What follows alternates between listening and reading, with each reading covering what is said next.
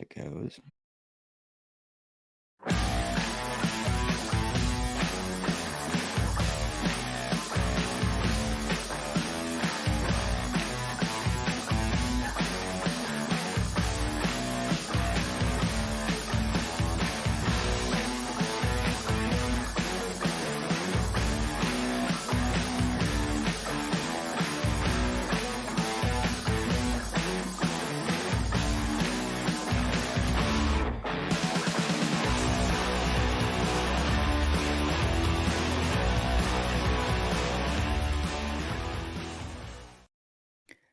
What is going on, Los Angeles Trojan fans?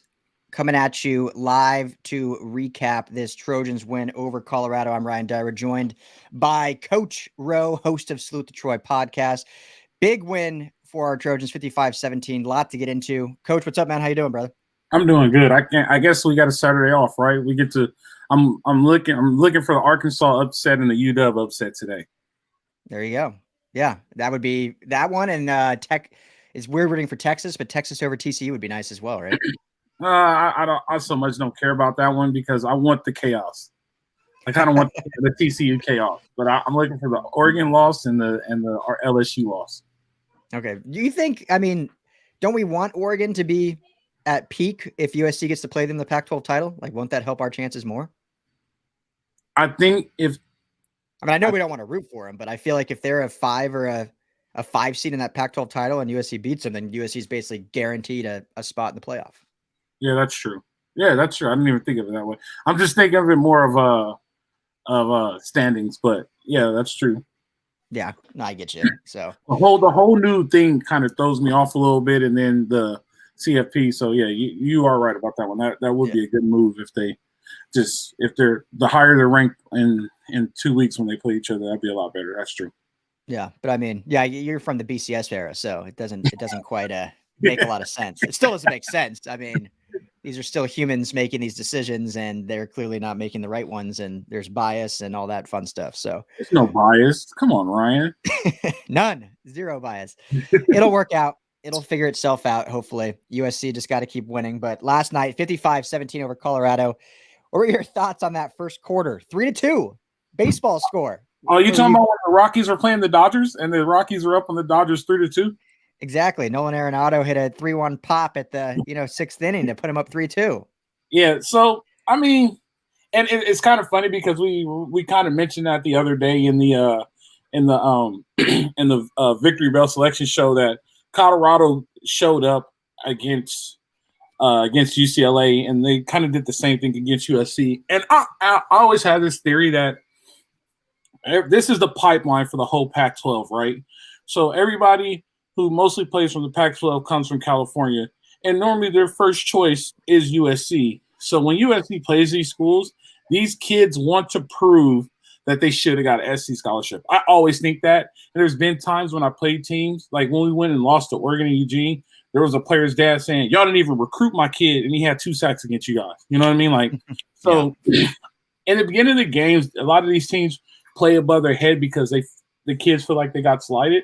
But, I mean, at the end of the day, everything worked itself out. They scored 24 points in the second quarter. So, I mean, things got back to where they needed to be. Mm-hmm. Yeah, exactly. And I think that's, it's funny. I was in the press box and everyone loves overreacting and freaking out. And a lot of people in the press were like, oh man, this quarter alone is going to drop USC in the rankings and they don't even deserve to play. They're going to get absolutely obliterated by UCLA. And I always am of the ilk of like, you know what, like, let's see where the end of the game is. Like if the end of the game is like this, then we can have that conversation. But through one quarter, let's let everyone get settled. And obviously that happened. And not only did USC win, but they covered the 34.5 point spread with that last touchdown from Barlow, which was fun to see Lincoln Riley go for that instead of just kneeling on the ball. Yeah. And you also got to remember, like, athletes are creatures of habit, and they got thrown out of their habit by playing on a Friday night. You know what I mean? Mm-hmm. Normally on Friday night, they're just doing the walkthrough and they're just hanging out, chilling, getting ready for Saturday. And all of a sudden you change the whole week up on them and you put them in a Friday night game. You're like, oh, your body has to adjust a little bit. You know, you're used to just at least being in a hotel or some type of walkthrough or meeting. You're not playing a game. So once that really kicks in, You saw what happened, 55-17. There was never a worry to me. I thought it was funny, though. I thought the score was really funny, though. And I text my brother. I was like, the Rockies are leading the Dodgers 3-2 right now.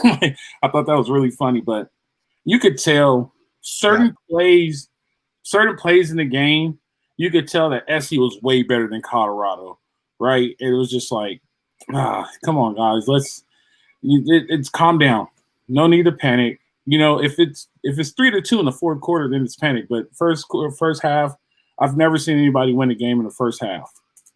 Yeah, exactly. So they got it right. So let's talk about quickly. I want to talk about the defense too, because I thought overall they played well. Obviously, it's Colorado, which does not have a good offense, but still, you want to see what we saw. But we got to talk first about how costly of a win this was in losing Travis Dye, and maybe your just thoughts on that before I counter, because that's a huge loss going forward. You feel for the young man who's just such a good leader and human being, and obviously a good running back on the field. But what does this mean for the Trojans, going forward? So me personally, I think that everything will be all right. I'm sorry that the kid had to go through that, and that's the part. They say it's a part of the game, but it's a part of the game that really sucks, right?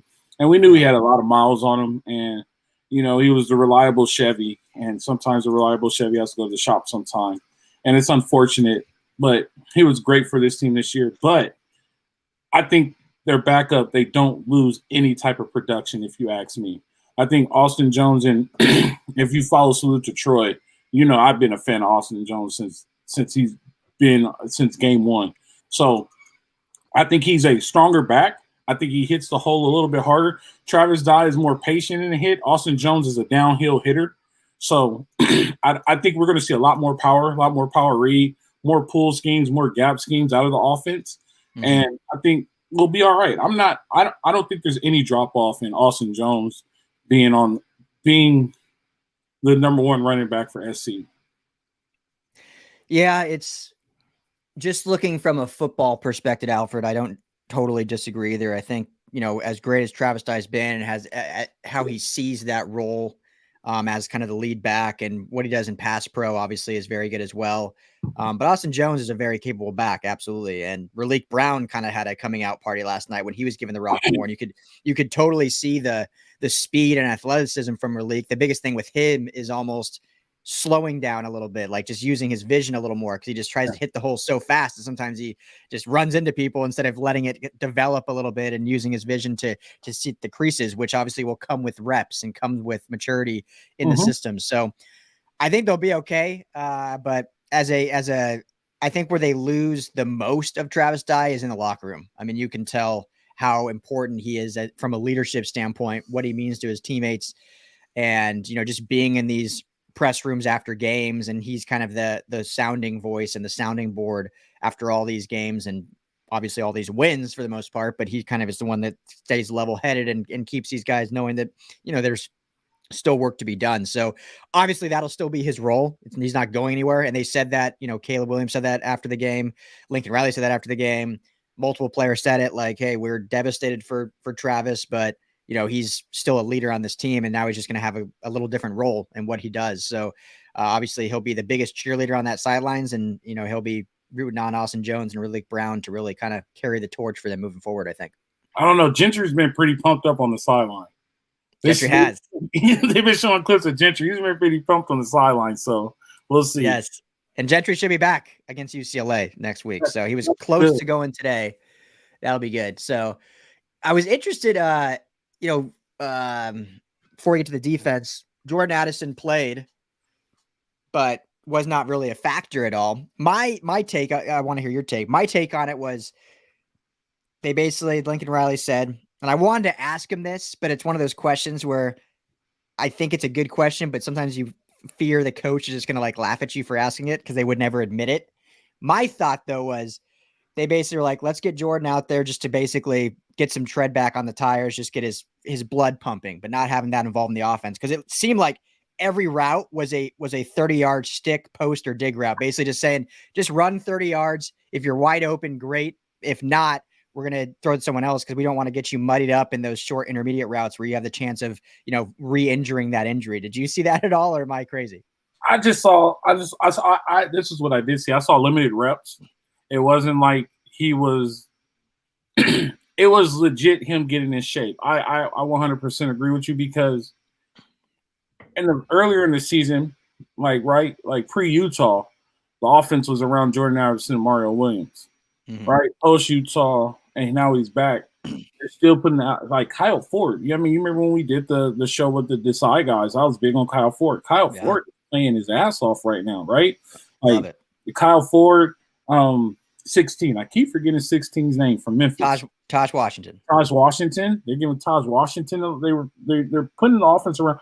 Shit, they put the offense around Brendan Rice, right? They said, we're playing Colorado. This is your old school. You do you, right? Brendan Rice. Yep. So they're game planning around. I think this was more of a decoy because he wasn't 100%, and he was also limited on reps.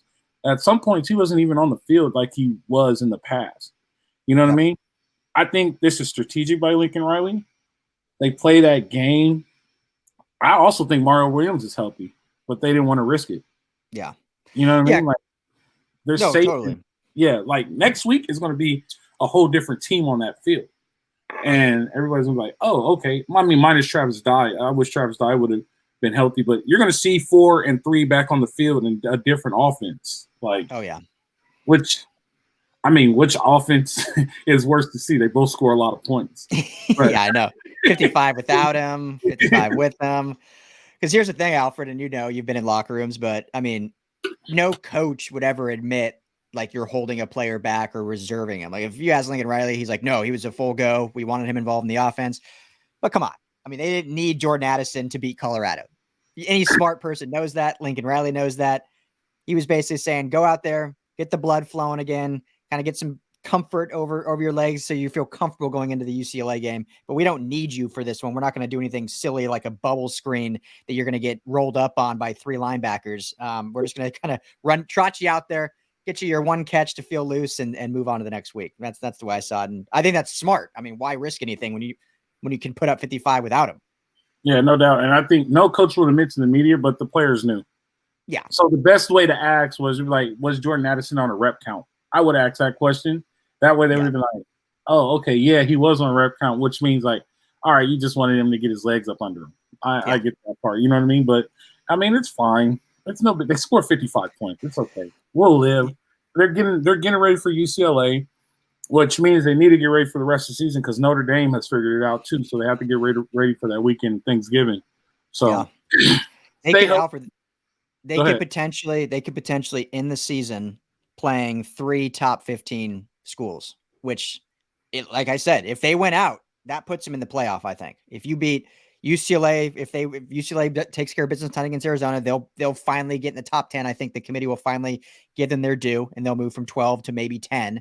If Notre Dame, they're going to beat Navy today. If they win again next week, they're 20 right now. I think they'll move up to 15 or right around there. And obviously, as long as Oregon wins, they'll remain in the top 6. So they potentially could play 3 top 15 schools back to back to back. 2 of them, or one of them being neutral site, one being on the road, one being at home. That gets them in, I think, for sure. Maybe I'm just hopeful though. I mean, and I'm still going to say this, and I know I do the Salute to Troy podcast. You don't want them to get in this year. You don't want them to get in this year because their ones are ready to play, right? Their ones are ready. It's just depth wise. They don't have the depth, and they'll develop the depth. So I'm not worried about that. You just not yet. Don't do it yet. It's kind of like we both have kids. It's like, all right, you're about to start walking, or when you do start walking, slow down when you run. Like you're not ready to run yet. Like it's gonna get there. Just not yet. If they get in, great. I'm not, you know what I mean? I'm not gonna be upset if they get in, but if they don't, I prefer them not to get in than to get in. I don't want to see a 52-17 blowout in the playoff, and then they all of a sudden SC's a bunch of phonies. That's what I'm avoiding. Yeah. No, I hear you. I was on our show too. We were talking about that with the UCLA side, and Jamal said the same thing. Like, look, I think this UCLA team is really good. I think they could maybe make noise, but it's probably better for them to just play in the Rose Bowl, which they haven't done in 30 years or whatever, and have a better shot at beating a Michigan or something as opposed to going in the playoff as a 4 seed and having to go up against Georgia and potentially getting smoked. So I get that sentiment for sure.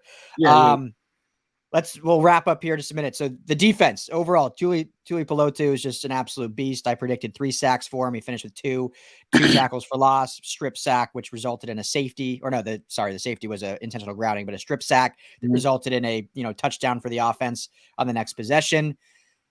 Obviously, Colorado, JT Strout, not a good offense. But overall, when you hold an offense to, under, I think 250 total yards, or 259 total yards. It's still college football. It's still, bright lights. I guess it was Friday, not Saturday, but you still have to lace them up and go in the trenches. And I thought the defense took care of business. What were your thoughts? Yeah, no doubt. The defense do what they're supposed to do, right? They only gave up 3. They only gave up 3 in the first quarter, technically, right? They didn't give up any. They only gave up 3 in the first half, right? If I'm not mistaken, they only gave up 3 in the first half. The 2 other touchdowns, one of them was a touchdown on the second team, on the scrubs, which are learning right now is going to be the future. And the fact that they only gave up 7 to a starting offense, a starting FBF offense, that shows it's good signs of improvement. So they played well. They did what they were supposed to do, right? And that was my whole sign of them, like, are they ever going to do what they're supposed to do? Like, they didn't do what they were supposed to do against Cal. They should have beat Cal, but then that rivalry aspect always comes into play. So I give them a little pass on that one. But they did what they were supposed to do. They held them to 17. It was a blowout. I mean, good job, defense. There's not very much you can really get into. Like, there's still some schematic issues that I'm always going to deal with, right? But not my defense. But for the most part, they executed well, and they did what they're supposed to do against a team like this. There's no reason to panic. They should only move up in the bowls, right? In the polls, unless we, especially if we see this upset from Arkansas. So yeah, no, go Razorbacks, go Razorbacks. Be huge. Yeah, I was happy to see Raylan Goforth playing. I'm a big fan of Raylan Goforth and Gentry on the field together.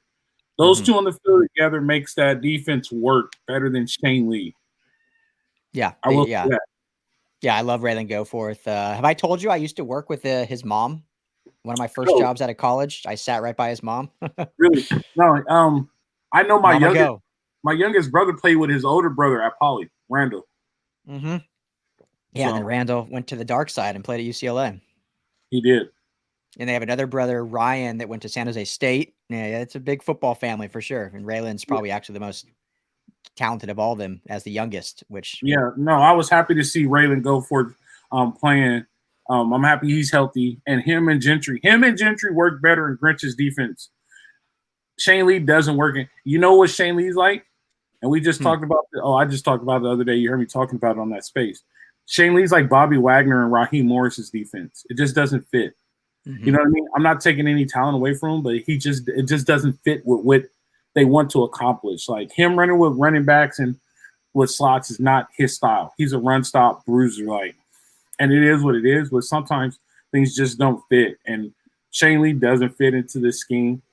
Goforth and Gentry on the field together there was a lot of production with those two on the field when they were playing. That's when we started to say, like, oh shit, maybe this defense is starting to work, And then they both got hurt, and then we saw, like, okay, so we see how you have to recruit towards it. We just need to keep them healthy, and so and recruit that style of player. Yeah, so recruit that style of player. Yeah, definitely, and that works. That's what that if that works for them, then for sure. If not, we're gonna have to go to the media, and I'm gonna have to start asking Alex Grinch a lot of questions.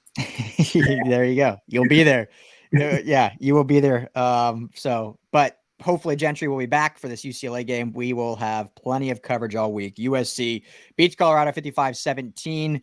Should move up in the polls, but they're sitting right where they want to be right now at 9-1 after a great night at the Coliseum last night. That is Coach Rowe, host of Salute to Troy. I'm Ryan Darrett, host of the LA Football Show. Thanks, we got everyone. Big week, Ryan. Big week coming up. The week. This is the week. The bell comes back home. The bell comes back home, Jamal. The bell's coming home. Let him know. Going to be painting it red. Painting that red again. Cardinal. Cardinal. Excuse me. Cardinal. And yeah, make sure we're doing a fun Victory Bell show special. This will be episode 3 this week. So make sure to look out for that as we really get into this specific game. The last 2 episodes have been more on the history, more on this season so far between these 2 teams.